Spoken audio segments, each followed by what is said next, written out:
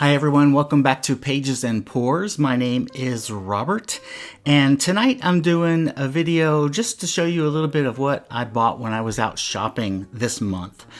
I don't get out too often, partly because the North Carolina stores that I shop at are a good 40 minutes away from here, and I hate to leave my dog in a crate for too terribly long, so I don't go very often.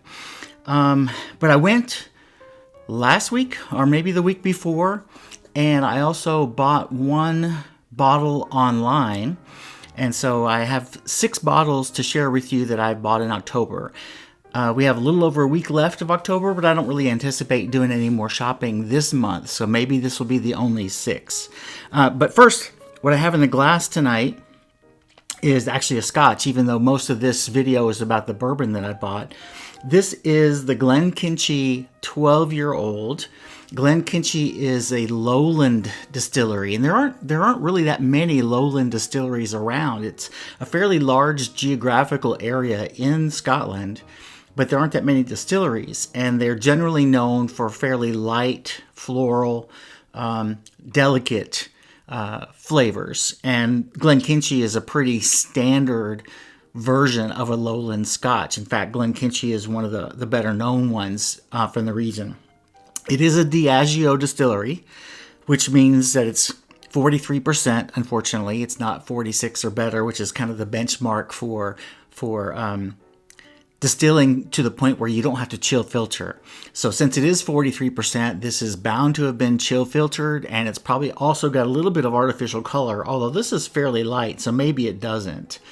But of the 4 or 5 or 6 lowland scotches that I've tried, this is definitely one of the best. In the past, I've had things, tasting notes of orchard fruits, light orchard fruits like apples and pears, and a little bit of honey, a little bit of vanilla. There's no peat in this, so it's not smoky at all. At 43%, it's not aggressive in terms of the alcohol. It's just a nice, pleasant, well-developed 12-year-old Scotch whiskey.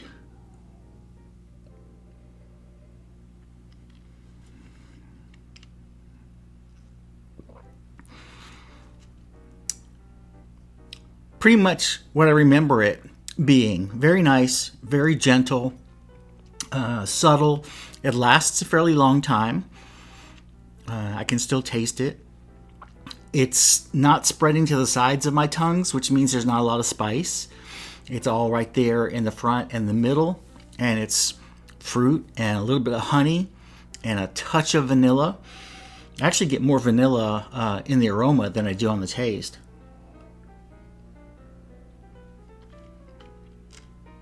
But it's nice. It's not going to set any records. It's not going to crack into my top 10 of favorite scotches. As you can see, I'm getting low in this bottle. I've had this one for quite a while. In my market in North Carolina, if you can find it, it's $75. I've seen it in other markets as low as $70 and as high as $85. So it's somewhere between $70 and $85. So it's not cheap, but it is a very nice representative of lowland Scotch whiskey. So the Glen Moray 12 is what I'm sipping tonight. Now let's talk about some bourbon that I bought. I, for the longest time, had more Scotch in my cabinet than anything else. But recently, I've been buying a few more American whiskeys, bourbons and ryes, and blended whiskeys, or even some single malts. And so I now actually have more American whiskeys in my cabinet than I do Scotch whiskeys.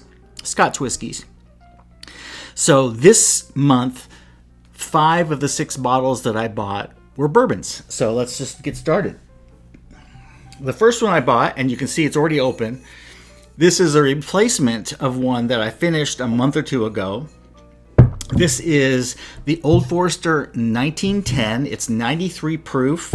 It is part of their Whiskey Row series. Old Forester put out a series of 4 whiskeys with different dates that were emblematic of either events or periods in the distilleries or in bourbon whiskey's history. The 1910 date corresponds to a big fire they had at Old Forester, where they had to take some whiskey out of some barrels that were damaged and put into other new barrels to salvage the whiskey. And they discovered that that double barreling actually added a nice little flavor to it. So the 1910 is actually a double oaked whiskey, which, if you followed my channel recently, I've been talking about double oaked whiskeys a lot, and I really enjoy them. And so for a low proof sipper, it's only 93 proof, this is one of my absolute favorites. So since I was out, I saw some. It's almost always available. I think it's $55 here in North Carolina or somewhere in that neighborhood. So I grabbed this one, and when I saw it on my shelf, I had to go ahead and give it a little taste. So this is the only one of the 6 I've already opened, and I just got these in the last 2 weeks. The next one will be no surprise, and that's the companion to the 1910, and that's the 1920. This is the Prohibition style whiskey. They tried to recreate what whiskey was like during Prohibition. Old Forester was one of the very few distilleries who was able to continue making whiskey during Prohibition as a medicinal product. And this is 115 proof, so this is their high proof option of the 4. The other 2 that I'm not as fond of in the Whiskey Row series, they're both good, they're just not my favorites. One is the 1897, which is tied to the Bottled and Bond Act, so it's 100 proof. The Bottled and Bond Act was a way of trying to establish some quality control in what was the Wild West of whiskey at the time. And then the other one, I believe, is 1870, and that's their original recipe. And I've actually not tried that one. I should try it sometime in a bar or something.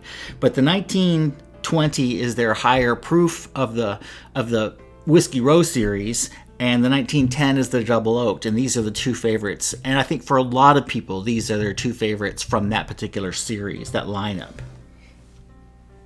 The third one is a total experiment. This is Conviction 1929 Double Oak Straight Bourbon Whiskey. This is a North Carolina distillery, very small. I had only heard of it for the first time recently, and I'd never tried anything from North Carolina before. The reason it's called Conviction 1929 is their distillery is actually on the abandoned property of a former prison, and they still use the prison facilities as their building structures. And in fact, I believe this one is aged in the old prison dorm. But it was double oaked. I saw it on the shelves of my local store. In fact, it was the only Conviction bourbon that I saw on the shelves. They have several different versions, but I like the double oaked, as you know, from the 1910. And so I went ahead and picked it up, and I'll give it a shot. There's another one from North Carolina that I'd like to try as well, from Southern Star. It's called Paragon, and it's cask strength. It's getting a lot of good reviews. This one I heard about in a Discord for whiskey folks, and a lot of people were talking about this one around the state. This one is a summer 23 batch. It's 104. Is that right? Yeah, 104 proof, 104.2 proof, so 52% alcohol. So I'll be giving that one a try. If I like it, I'll try some of the other Conviction ones. But if I don't like it, I supported a local distillery anyway. Okay, the next one is new to me, but not new to me. And this is the Redwood Empire. Let me move these out of the way. Redwood Empire is a California distillery. And they put out a bourbon, a rye, and a bourbon rye blend called Lost Monarch. They're 90 proof. They're under $40 in some places. They're around $40 to $45 in a lot of places. But they're just, basic, nice, quality, very pleasant bourbon rye, or the boo rye, as some people call the combo, the blend. They also make a bottled and bond version and a cask strength version, but those have not been available in North Carolina until just very recently, apparently. I found this one, the cask strength version of the Lost Monarch. Of the 3, I think I like the blend the best. And so they had all 3 of them there, but I picked up the Lost Monarch cask strength, and I'll be giving that a try. It's a little more expensive. It's like $85 instead of the $45 for the regular. But if the cask strength is as much of an improvement as a lot of cask strength whiskeys are over the watered down versions, this might be a banger. And it is 117 proof. I'm having trouble reading the labels because I've got a light on my iPhone and it is blinding me. So everything, I'm just seeing red spots everywhere. I'm not sure that's going to be a long-term solution. Okay, this next one, I took it out of the box because I'm actually not a big fan of boxes for whiskey. I'm torn between keeping them and just pitching them as soon as I get them. But this is the Booker's. This is the third iteration of Booker's for 2023. I had never tried Booker's before because, one, it's hard to find in North Carolina, or at least I thought it was. And two, it's not cheap. This is a $90 bottle in North Carolina. I've seen it as high as $200 in other stores. And I was just a little hesitant. Do I really want to spend that much? Am I going to like it? And I bought one 6-7 months ago. I bought one of the early ones from 2023 called Charlie's Batch. Each batch carries a nickname. And it was terrific. I loved it. Not everybody likes Booker's, but I tend to like this profile. And so then the second batch came out and was called Apprentice, and it got horrible reviews online. So I stayed away even though I saw it on the shelves. But the new batch is out. This is called Mighty Fine Batch, which is a phrase that Booker No used to use anytime he really approved of something, whether it was whiskey or, as it says on the label here, country ham that he really liked. Is Mighty Fine. And so this is the Mighty Fine Batch. It is 7 years... 1 month and 10 days old. It's 63.3% ABV, so this is a hot one. But it's getting really good reviews, and some people think it might be the best batch of the three this year. So I saw it for retail, $90 in North Carolina, picked it up. So I'll be looking forward to cracking that one. And then the last one I bought is actually a Scotch. And I had to get this one online because it's not available in my stores. This is from Ardnamurchan. It is a Western Highland distillery. Ardnamurchan is a relatively new distillery in Scotland, but it's getting tremendous reviews from everybody, partly because it seems to be doing everything right and doing it all transparent. For instance, on the back, there's a QR code. If you scan it, it'll take you to their website and will give you all of the specs on how this particular batch was made, when it was bottled, all that kind of information if you want to get down into the granular details. But Ardnamurchan has had a tremendous reception. This one is not chill filtered. There's no added color. This one is bottled at 46.8% ABV, so it's high enough ABV. The problem with chill filtration, especially for Scotch producers, it seems like, is that if your ABV is watered down below 46% and the bottle or the whiskey gets cold, it can sometimes appear cloudy and people think it's gone bad when there's absolutely nothing wrong with it. And in fact, if it warms up again, it'll go right back to being clear. But to avoid that possible negative perception, they start doing chill filtration on whiskeys under 46% so it won't get cloudy. But that chill filtration strips out some of the layers of flavor, which for the whiskey likers like me, who are there for the flavor more than anything else, that's a bummer. And so we like to see the 46% and up and the non-chill filtration. So Ardnamurchan is doing everything right. This is my only beef with this bottle is it's 700 milliliters instead of 750, but that's the standard in Europe. One of the things that's been hard for me is that since it's not carried locally, I ordered this one from a website. The rare time this one was in stock, I got the very last bottle. They sent it to me, and it was damaged in transit. And so I didn't actually get it. And so then it was out of stock forever and ever and ever. And it showed up again a couple of weeks ago, and I thought, I'll give it another try. But, it's probably not going to happen because occasionally I'll order something, and they'll write me a couple of days later and say, the distributors are out. We can't get it for you. But this one came within a couple of days, and so I'm really looking forward to trying this one. This is the newest Scotch in my cabinet. As you can tell, I've been exploring more and more bourbons and other things. The Lost Monarch is a bourbon rye blend, and the other bourbon rye blend I got not too long ago was that Wild Turkey Master's Keep, the Unforgotten, the one from last year. So I'm exploring a little bit more of American whiskey now that I've gotten into Scotch, and I kind of know what I like in Scotch, and I don't feel like I have to buy everything anymore.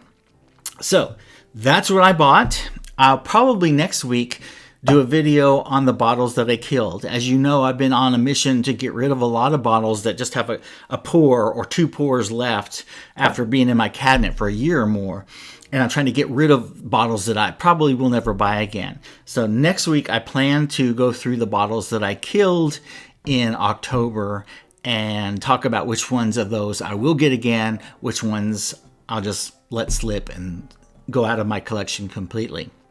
All right, let me know if you like any of these or if you've tried any of these. Most people that drink bourbon have tried the Old Forester, but these other ones are a little bit lesser available. And this one probably is not available in a lot of places yet. And the Ardnamurchan is relatively new, but people in the United States are starting to get really excited about this one. Let me know what you think, and I'll be back again on Friday with a book video, and next Monday the video will probably be my bottle kill reviews. All right, until then, cheers everybody.